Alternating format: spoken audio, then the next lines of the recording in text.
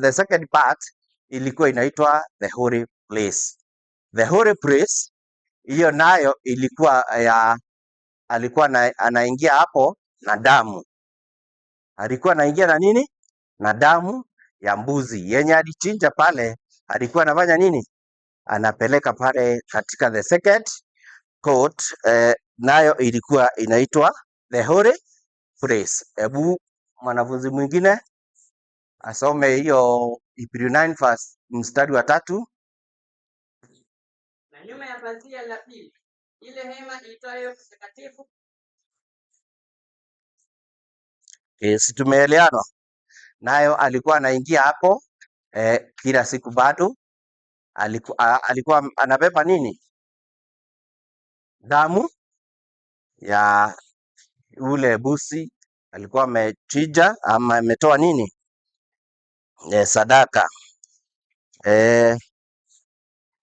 Tuende the other one.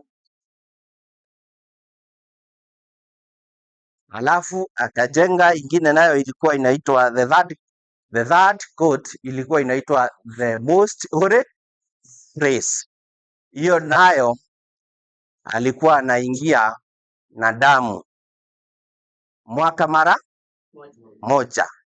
Hiyo kuhani mkuu ndiye alikuwa anaingia hapo, na ni lazima awe alikuwa akiingia hapo alikuwa amejitakaza kabisa, maana hiyo ukiingia hapo, hiyo ilikuwa the most holy place. Ukiingia hapo wewe kama umefanya mambo zingine asivai, unaenda unakufia wapi?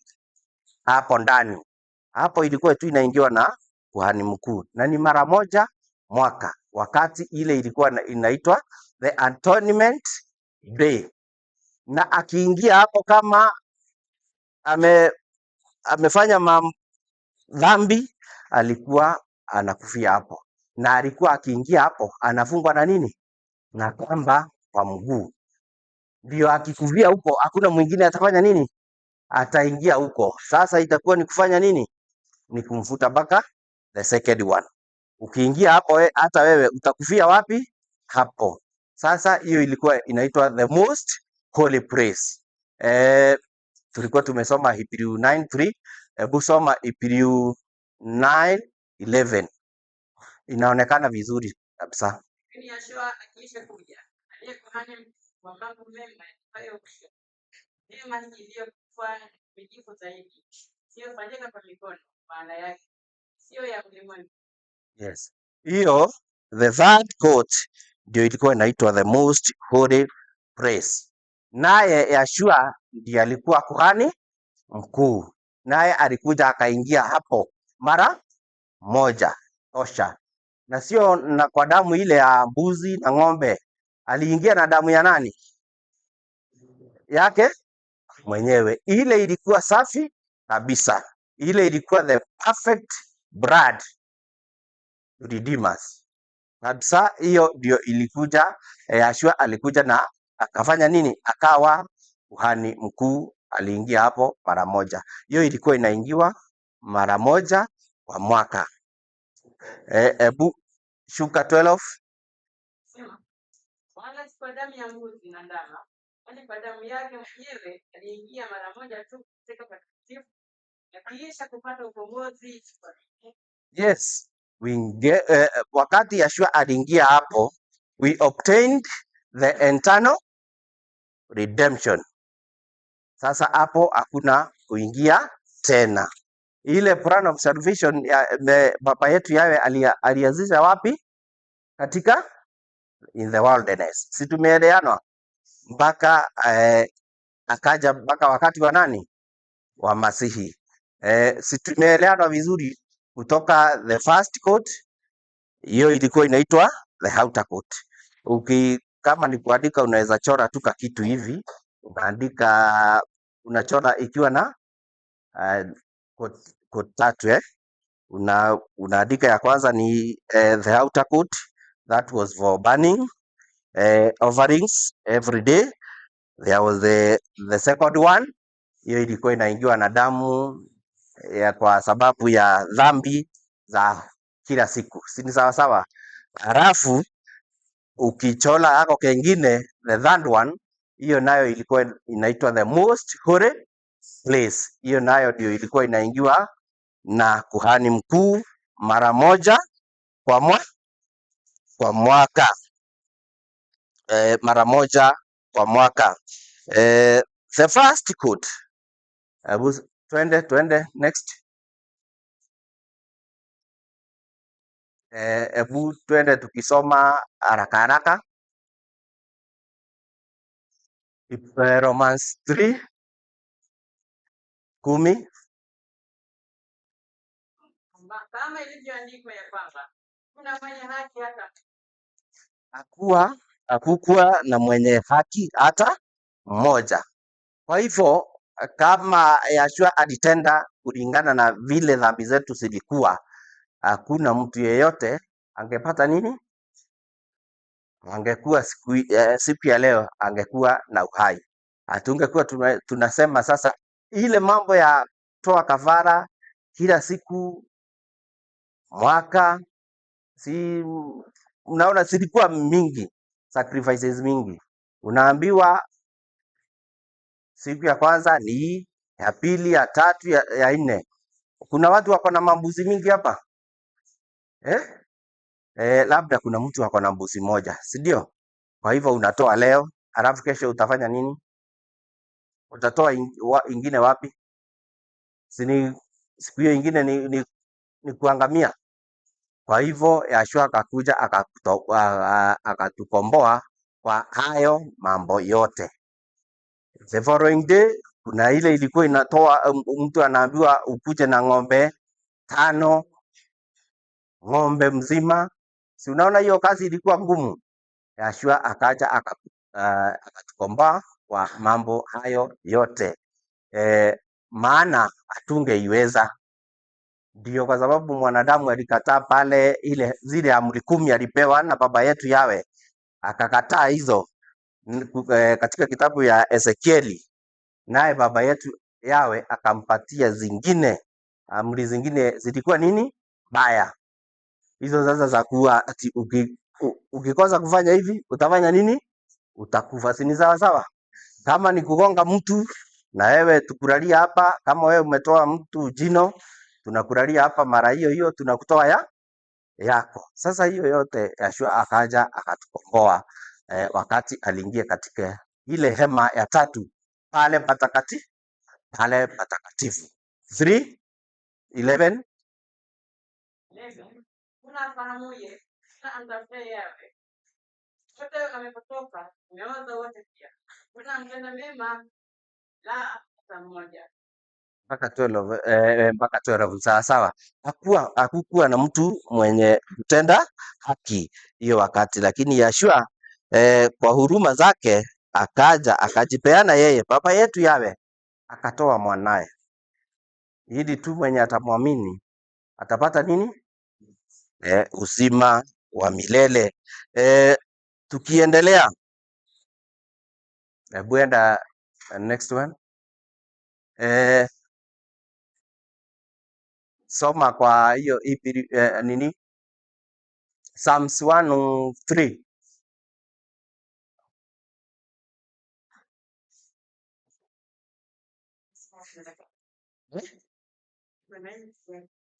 Oh, mtu mwingine, watu wasaidiane ndio tumalize haraka haraka. Sitaki tukae hapo.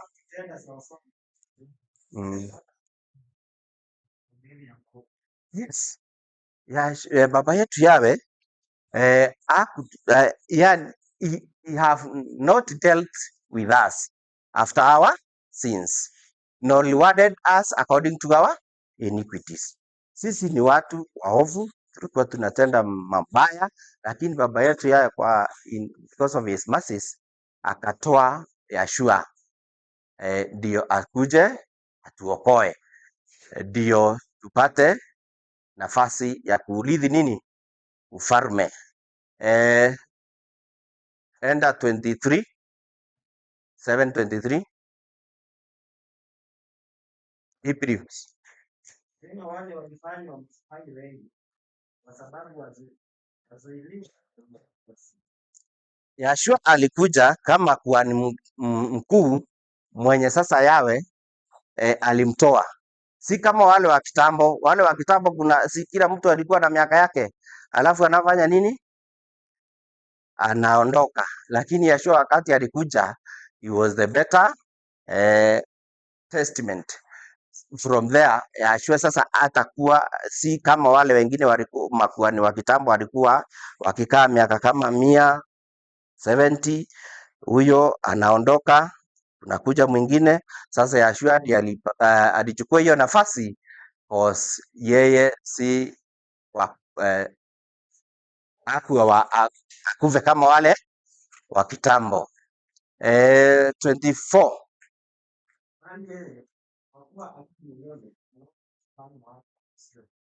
Yes, Masihi ndiye kuhani mkuu mpaka siku ya leo, ndiye yeye anaendanga mbele ya baba yetu Yawe kwa ule mwenye dhambi mmoja, anatoa sacrifice ya huyo mwenye dhambi. Baba yetu Yawe naye anakubali nini? Mpaka siku ya leo anakubali ile maombi yetu, ile sadaka yetu yote tuwatoa. Yashua ndiye anafanya nini? Ndiye kuhani mkuu. Twende mbele. That is Hebrew 9:10.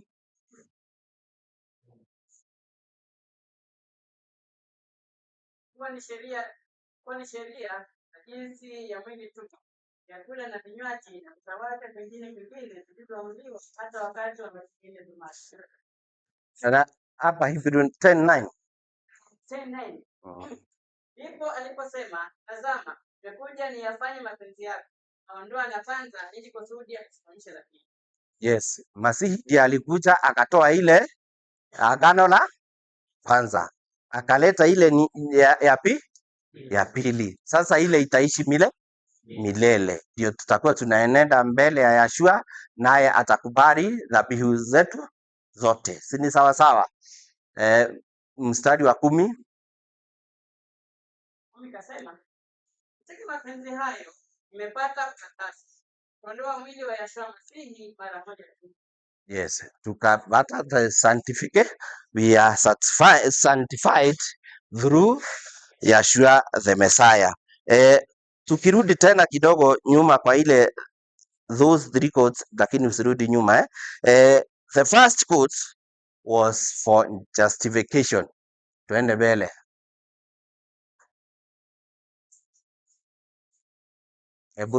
Rudi kwa hiyo siku zote pamoja. Yes. The first code was the outer code was for justification through conversion. Wewe ukikubali Yashua, you become justified. That is where the outer code hali ilikuwa ni ya for burning offerings. Si tumeeleanwa? The second ile tumesoma walikuwa kuhani alikuwa anaingia na damu, nayo ilikuwa inaitwa the holy priest. It was for sanctification through what? Through what? Si watu wanaona? Through baptism. You get sanctification through baptism. Katika wakati unaenda unafanya nini? Unabatizwa, you get sanctified. The third code, hiyo nayo ndio ilikuwa inaitwa the most holy praise. Hiyo nayo it was for perfection. Through what? Through holy communion. Wakati you get baptized, naye unapata kibali ya kula nini? Mesias 7. Naye Mesia alisema mwenye anakula nini? Mwili wangu na kunywa nini? Ako na nini? Uzima wa milele. Na hapo sasa the third code ndio sasa ilikuwa ya perfection. You get conversion, then become baptized, then the third one was for perfection. You become perfect through partaking the Messiah's supper. Si tunaelewana vizuri? Twende mbele.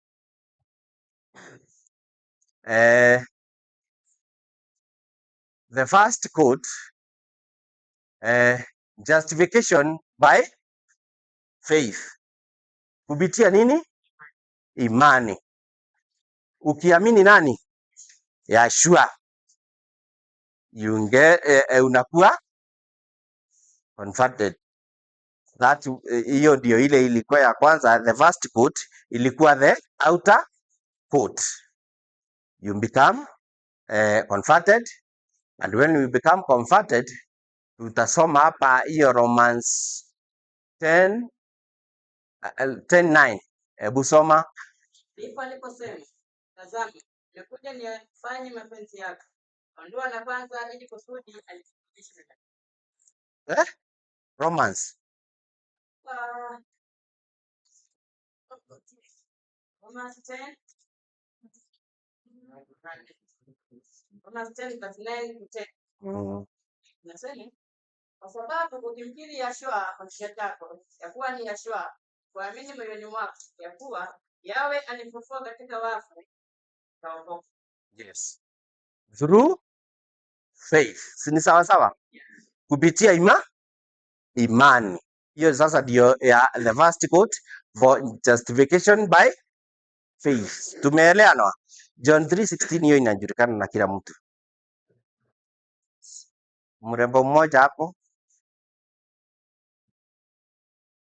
John 3:16.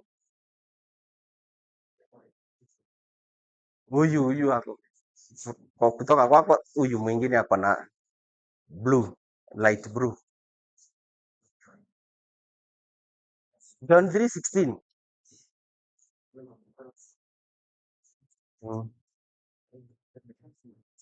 Okay, ni sawa sawa. Lakini inajulikana, si ni sawa? Hiyo inajulikana for Yahweh so loved the he did what? That who? But her through faith. Through faith. Kumwamini nani? Yeshua. Ile sio Act 3:9, ni Act 3:19. Correction hapo. Mitume 3:19 isomwe. Msiandike 9. 3:19. Kuni basi mrejee ili dhambi zenu zifutwe, zipate kuja nyakati za kurudishwa kwa haki ya Yeshua. Yes. You will get time of refreshment from who? From Yahweh. Si ni sawa sawa? It is through faith. Justification. Through faith you will get a time of refreshment. Hiyo the first code, hiyo justification iko na point A hadi B. True evidence of a converted person. Hebu someni hiyo Wakorintho wa pili 17 tuone a true evidence of a converted person.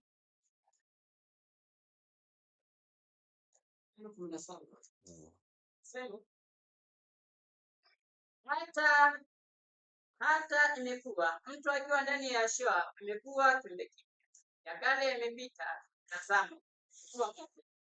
Yes. True evidence ya mtu converted, yale yakati yamefanya nini? Sasa ako kiumbe kipya kupitia justification. Second one, B, nature of a yes. Hebu soma hiyo nini?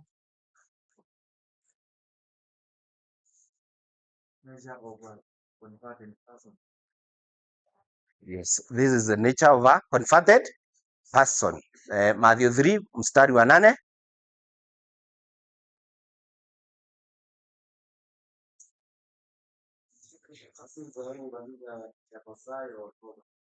Yes. Huyo mtu a converted person atakuwa na matunda yenye inaonyesha already amefanya nini? Ametubu. Ukiendelea Galatians 5:22 huwa inasema namna gani?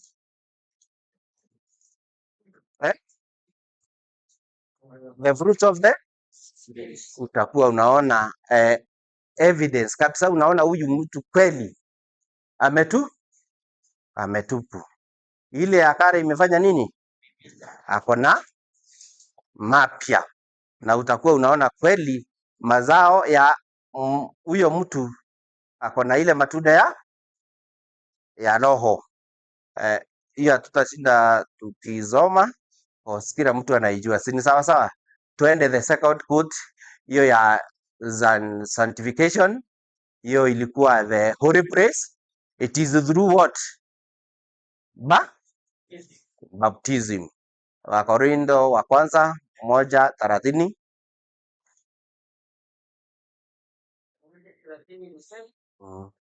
Hali kwa yeye nyinyi mkipata kuwa katika Yesu Masihi aliyefanya kwetu imetokayo kwa Yawe na haki na utakatifu na ukombozi. Yes, Yeshua ni ukombozi wetu. Hebrew 9 mstari wa 6.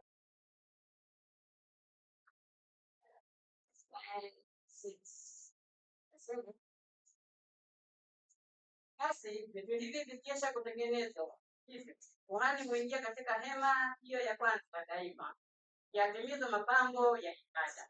Kabisa, tumeelewa hapo. Ile ingine kunayo kama hiyo Corinthians tuna 29 hapo, lazima kuwe ni hiyo, msiandike hiyo. Nayo hii the second quote iko na points ngapi? 2. Point ya kwanza na huko nyuma mmoja asome hiyo.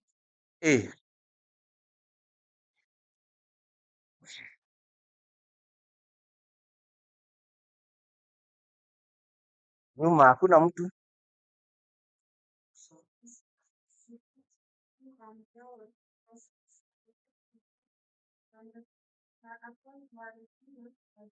Yes. When our connection is formed between we and Yahweh, our sins are laid upon our Redeemer, who? Yeshua. Connection yetu na Yahweh, it is formed through what? Through? Tunashikana na Yahweh kupitia nini? Baptism. Through baptism, our connection is formed. And when you are baptized, your sins are laid upon who? Our Shalom. Our sins are laid upon who? Our Redeemer, Yeshua. John 1:29. Inasamanga aje hiyo?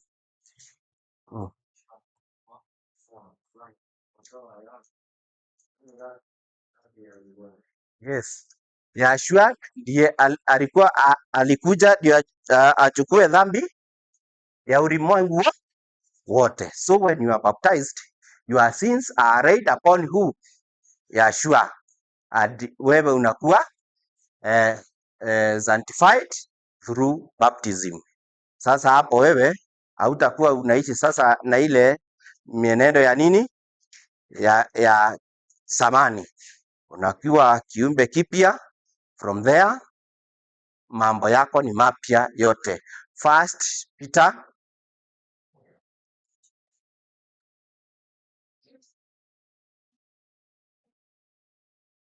chapter, tafadhali please, kila mtu tu.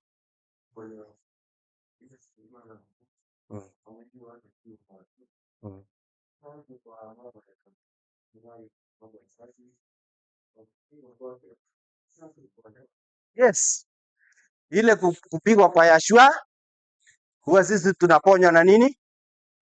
Na ile mitereji ya Yeshua alifanya nini? Alichapwa, na from there then Yeshua is our scapegoat. ile wakati ya sanctification kulikuwa na mbuzi ngapi? Mtu alikuwa anakuja na mbuzi ngapi? Na kama sasa uko na hizo mbili, siku hiyo ingine utaona ya kufanya nini? Ya kupelekea nini? Kuhani. Moja ni ya kuchinjwa. Hiyo ingine ilikuwa inafanya nini? Inawekelewa nini? Mikono. Alafu inafukuzwa. Inaenda. Si ni sawa sawa? Hiyo ndio ilikuwa inabeba nini? Dhambi ya mwenye kuleta hiyo nini? Mbuzi. Sasa naye Yashua ndiye aliwekelewa nini? Hizo dhambi zetu. Akawa ile nini? Mbuzi. Sasa hakuna kutoa mbuzi tena. Yashua akawekelewa mikono na baba yetu Yawe, akabeba nini? Dhambi zetu zote. Tumeelewanwa? Hebu soma Leviticus 16:26 tuone kama ni kweli ilikuwa hivyo. Na mtu yule amwachaye mbuzi wa Azazeli ende zake, osha nguo zake na kuosha mwili wake kwa maji, baadaye ataingia katika maradhi. Alikuwa anaoshwa na nini? Hiyo kitu si unaona inaenda ile mpango ya kutoka huko jangwani inakuja inatoka mpaka kwa nani? Kwa Yashua. So unaenda kwa mto unafanya nini? Dhambi yako yote inafanya nini? Inaoshwa. Yashua anabeba nini? Dhambi zako. Ile mbuzi ilikuwa inaitwa yes, mbuzi ya Azazeli. Yashua ndiye alikuwa mbuzi ya nini? Ya Azazeli. Point B huko nyuma, we mwenye macho ine hapo,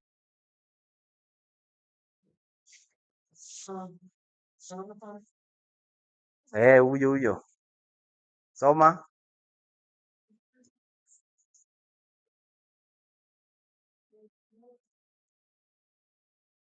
Yes, kutoka hapo nayo point B is righteousness is imputed to Yashua. Akibeba dhambi zako anakuachia nini? Anakuachia nini? Haki. His righteousness is imputed to us. Sasa ile dhambi yako imefanya nini? Imeenda na the scapegoat Yashua, naye sasa anakuvika nini? Ile haki. Si tumeeleanwa? Usisome sana lakini andikeni tafadhali, very quickly. Wakati yangu imeisha, twende mbele. Hiyo ingine the other one ilikuwa inaitwa, tulisoma ilikuwa the third one ilikuwa inaitwaje? The most holy place. Hiyo nayo ilikuwa for perfect, ile ukamilifu through partaking what? The holy communion. Twende wapi? Kwa kitabu gani? Hebrews 10:14. Sorry, John 6. Kwanza tusome ile John 6:48 to 56. Chukueni notes chap, mtu ataenda. Mimi ndimi chakula cha uzima. Baba zenu waliila mana jangwani, kafa. Hiki ni chakula kishukacho kutoka mbinguni, kwamba mtu akile wala asife. Mimi ndimi chakula chenye uzima kilichoshuka kutoka mbinguni. Mtu akila chakula hiki ataishi milele. Chakula nitakachotoa mimi mwili wangu kwa ajili ya uzima wa ulimwengu. Na mimi basi Wayahudi walishindana wao kwa wao wakisema, awezaje mtu huyu kuwa sisi mwili wake ili tukule? Yashua akawaambia, amin nawaambieni, kula mwili wake mwana wa Adamu na kunywa damu yake hamna uzima ndani yenu. Aulaye mwili wangu kunywa damu yangu anao uzima wa milele, nami nitamfufua siku ya mwisho. Maana Mwili wangu ni chakula cha kweli, na damu yangu ni kinywaji cha kweli. Aulaye mwili wangu, kunywa damu yangu, kaa ndani yangu, nami ukaa. Shalom. Si tumeelewa kabisa? Kwa hivyo you get perfection when you will be taking the Holy Communion. Those 3 steps tumeona ni 1 for justification, sanctification, then perfection. Kwa hivyo tukienda kwa hizo nini 3, lazima mtu awe amefanya nini? Ukifika hapa kwa perfection lazima ufanye nini?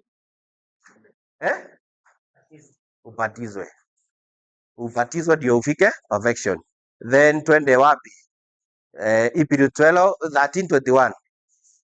Dakika 5.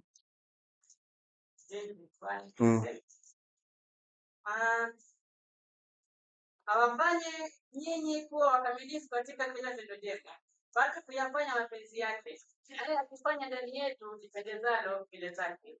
Kwa Yeshua Masihi, ufu na yeye milele na milele. Yes, we get perfection through partaking Passover. So hiyo yote, hebu malizia, enda hiyo ingine ndio tumalize sasa hiyo ya kumalizia.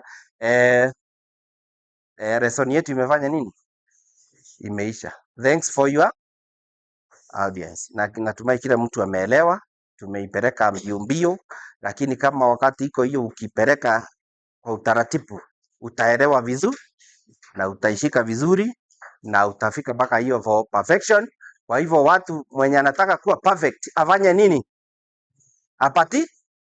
Apatizwe ndio apate nafasi ya kufanya nini? Ya kukula nini? Na mwenye akuli nini? Mwili wa Yeshua na damu yake ana nini? Na hatafanya nini? Hatafufuka. Asanteni sana.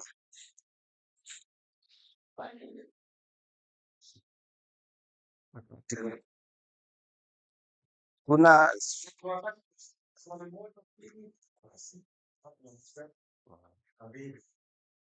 naikabiri.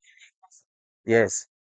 Swali langu ni katika kulijifunza katika kitabu chenye tulisoma, especially Hebrews. Tunaona kwamba Yeshua alikuja kuondoa yale ambayo yalikuwa yakiwekwa katika ile ibada ya kwanza, ambayo ilikuwa ikiingia katika kuhani mkuu, kufungwa kamba, akiingia pale ndani, kisha baada kama atakuwa ni najisi anabudi pale ndani.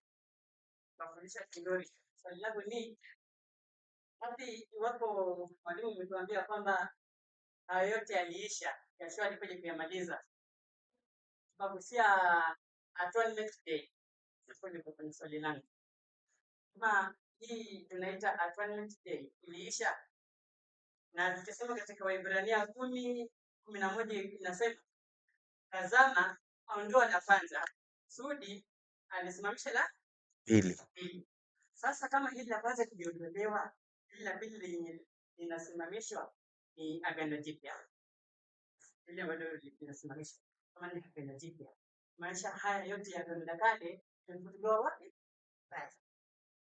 Hapo yenye yamefutiliwa mbali kuna Mesia saba ilikuwa ikifanyika. Kuna damu yenye ilikuwa katika sehemu ya milango ilikuwa ikifanyika. Na leo tunasemekana mambo yote yameondolewa. Je, kama yameondolewa na sisi tunasema ni tega katika agano jipya, pia pia imeondolewa ama bado? Yeshua is our atonement.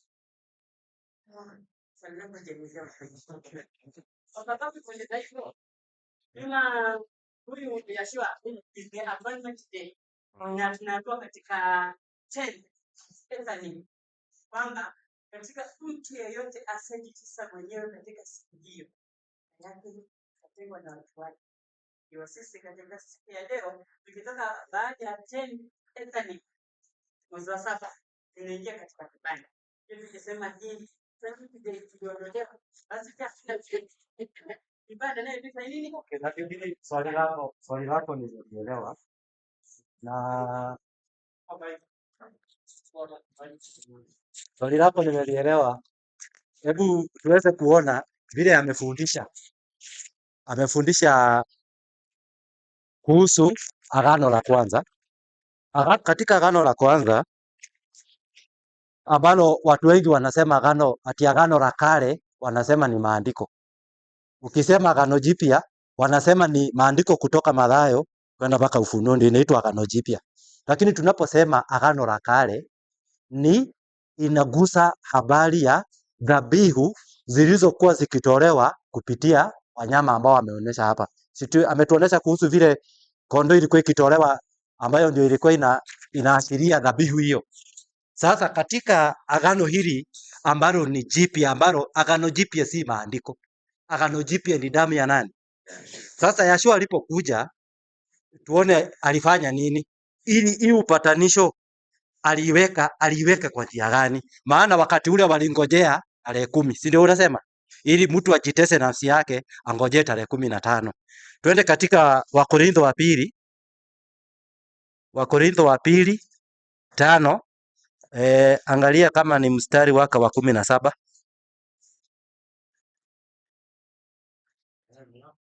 Hebu soma hapo. Inasemaje? Hata imekuwa kwa ndani ya Yeshua kwa tumekipya kale yamepita tazama kwa maana ongezea 18. Sasa swali lako liko hapo. Lakini vyote pia vitokana na Yawe. Yeye tupatanisha sisi na nafsi yake kwa Yeshua Masihi. Naye alitupa huduma ya upatanisho. Tumepewa huduma ya upatanisho. Sasa mimi na wewe tutangojea tarehe 10 ndio tujipatanisha na baba wetu. Endelea 19. Sasa hii upatanisho inatakana ikuwe wakati gani? Yaani Yawe alikuwa ndani ya Yeshua akipatanisha ulimwengu na nafsi yake. Ndio. Asiwahesabie makosa yao. Naye ametia ndani yetu neno la upatanisho. Ametia ndani yetu neno la. Kwa hivyo wakati mimi natembea niko na upatanisho ndani yangu. Ili neno tunapanganga mpaka tarehe fulani ama tunalipeana kila siku. Wakati tunalihubiri hili neno, Yeshua alitia hilo neno la upatanisho ndani yetu. Kwa hivyo wakati tunahubiri hili neno, tuko katika huduma ya upatani. Kwa hivyo kujipatanisha na baba wetu, tutangojea mwezi fulani ndio tujipatanishe. Tunajipatanisha na baba wetu kila maana ametia hilo neno la upatanisho ndani yetu. Kuna mwingine ana swali? Haya, kuna ingine tunaongezea Waebrania 9 mstari wa 10. Soma hapo. Kwa ni sheria za jinsi ya mwili tu. Kwa ni sheria za jinsi ya mwili tu. Chakula na vinywaji. Tawada kingine zilizoamriwa hata wakati wa matengenezo. Kwa hivyo yeye alikuja akaleta matengenezo na ndio hiyo tumesoma pale. Alipokuja akawa mpatanishi na akatupatanisha na baba wetu na akarudi akatia hiyo neno la upatanisho ndani. Kwa hivyo hiyo huduma ya upatanisho iko ndani. Kama ni kujipatanisha na baba wetu, tunajipatanisha na yeye kila siku.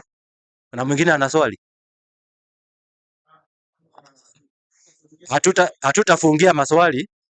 Kama utakuwa na swali unaweza andika kwa karatasi.